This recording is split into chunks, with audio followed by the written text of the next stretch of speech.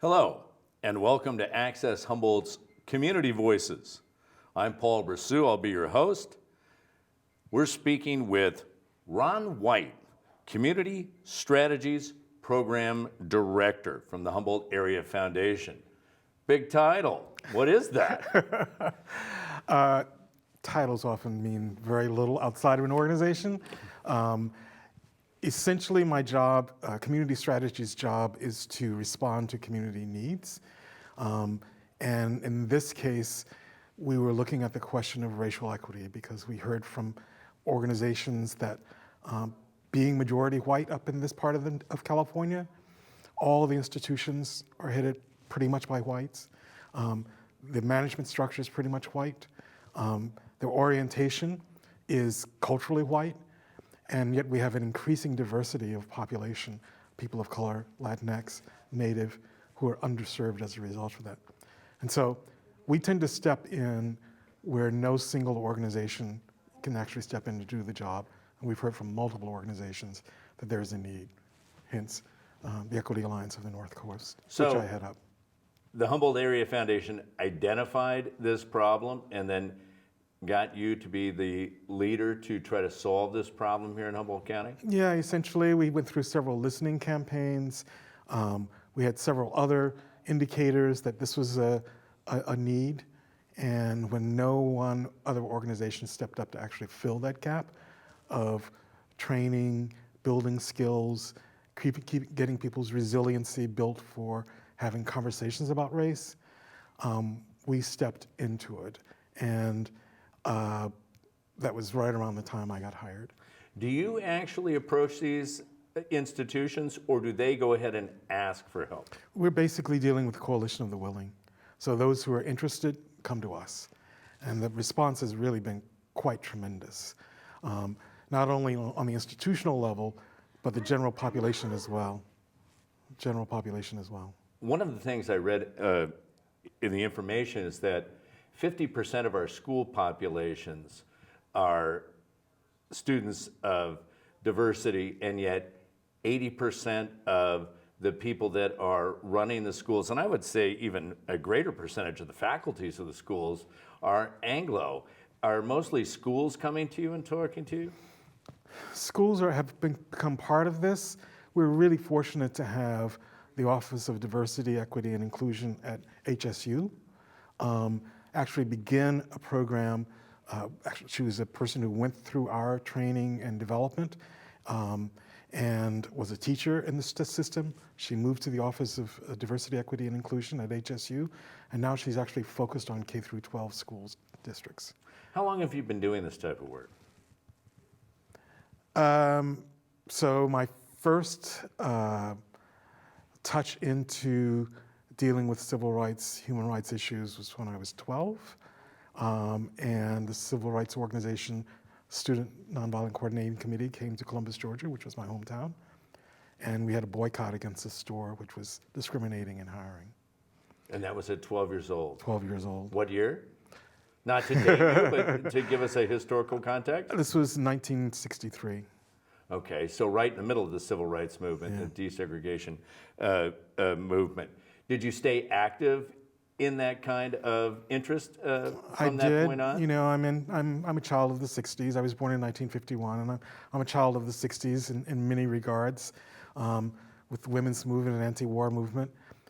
As the issues around civil rights began to heat up, I was in college, and I was really gravitated towards the Black Power movement. Malcolm spoke to me much more strongly than Dr. King's message.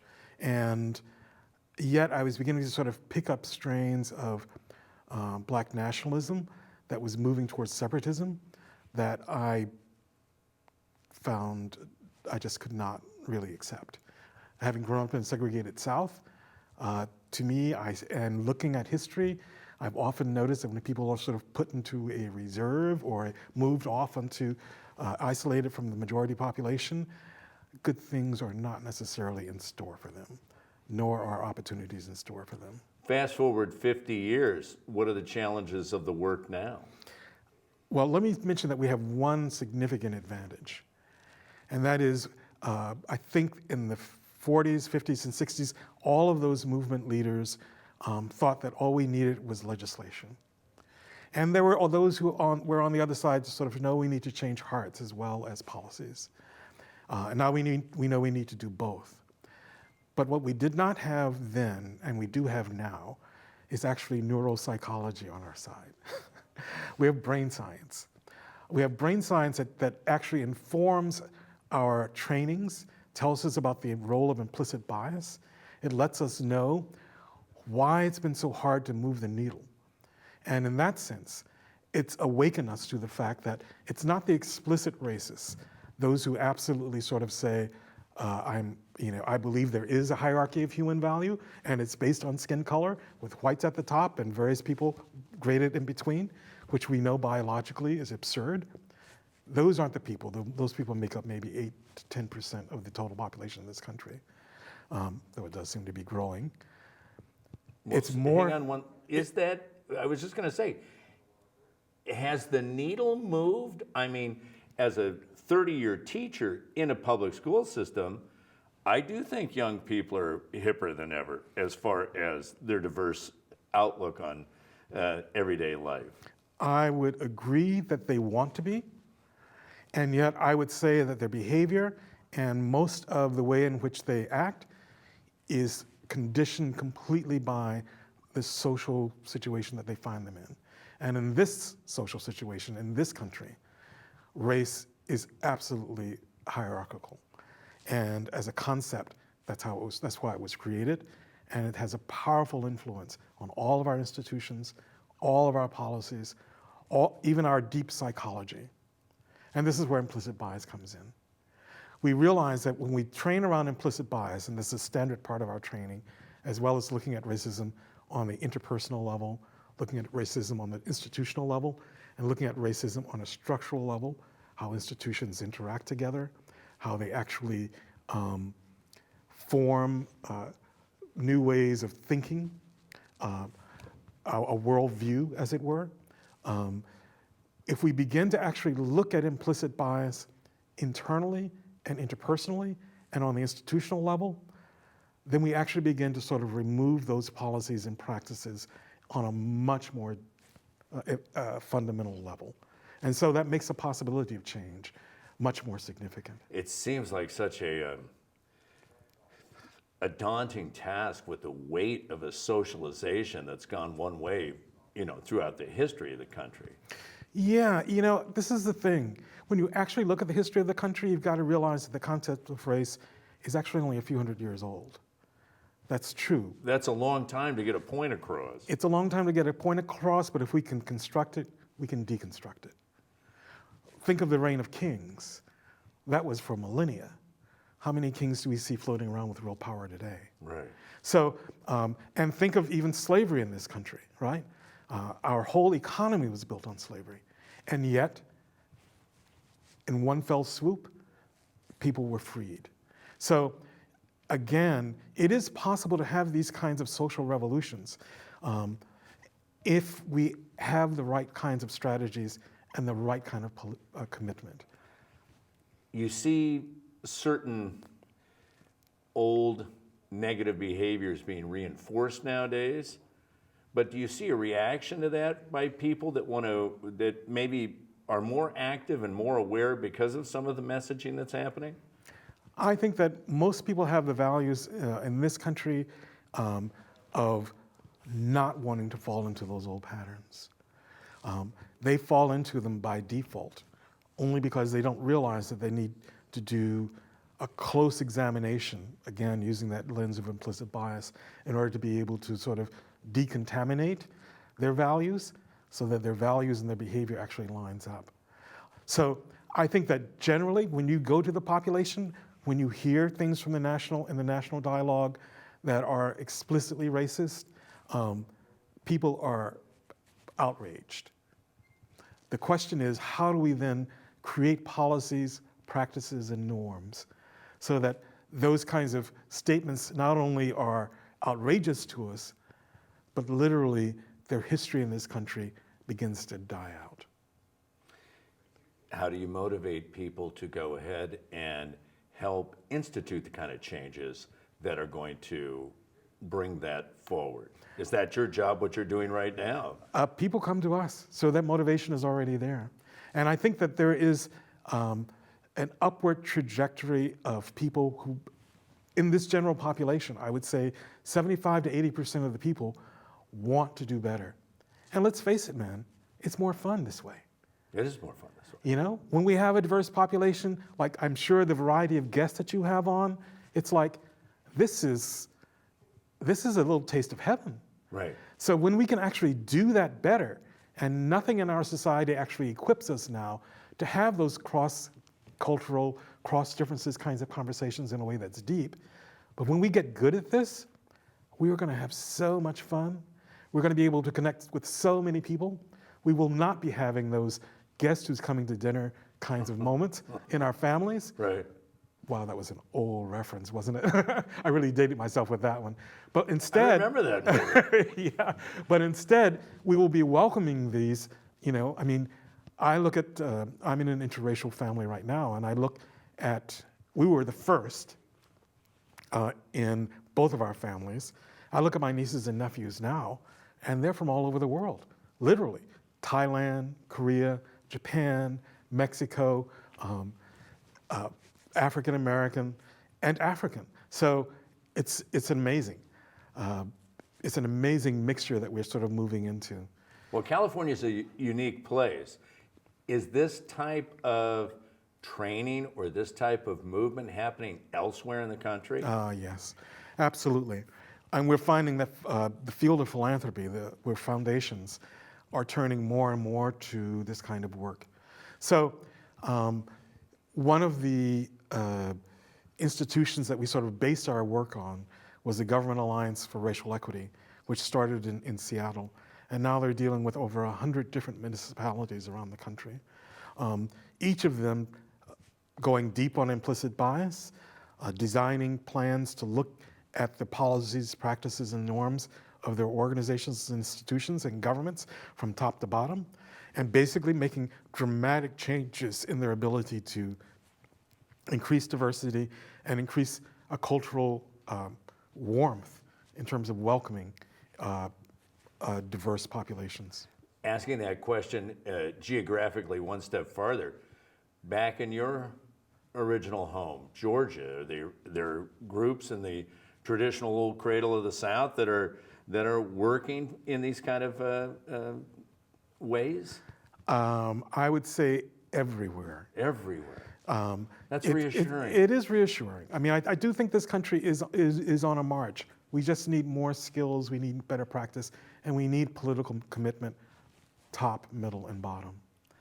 So going back to your job title, one of the things I would think that would be important is organizing. Good old-fashioned organizing. Yeah. That is really the sweet spot of all of the work that I've done. When I started working in foundations, I was funding community organizing. And when I worked on my own, working with foundations to implement social change strategies, community organizing was at the top of my list. I believe in community organizing, and the Humboldt Area Foundation has supported the birth of True North Organizing Network because it is the key to reviving this democracy. It is the key in its modern formulation of actually getting intergroup dialogue going, and it is the key to social change that arrives from the bottom up. So organizing efforts that are going on right now that Humboldt Area Foundation are working on, and where people can come and get an idea of how to be exposed to this kind of movement. True North Organizing. True North Organizing? Yes, you can just, do your search on it. They're a local group here that it's very powerful. We have Native participation, Latinx participation, whites. It's both racially and religiously diverse. And they meet monthly, weekly? When are these people meeting? You'll have to go to their website, but you can find that there are meetings in Eureka, meetings in Arcata, meetings in Klamath, meetings in Crescent City. We're trying to actually build a regional organization. I say we because I sit on that board, We're trying to build a regional organization that will give voice and power to the previously voiceless. And as you've seen these events begin, have you seen the participation level grow? Indeed, indeed. I think that one of the missing links in our democracy, and it's kind of an indicator of what I see as our sickness here, is the lack of participation. Right. And the lack of spaces where we can actually practice democracy. Right. This wasn't really true in early America.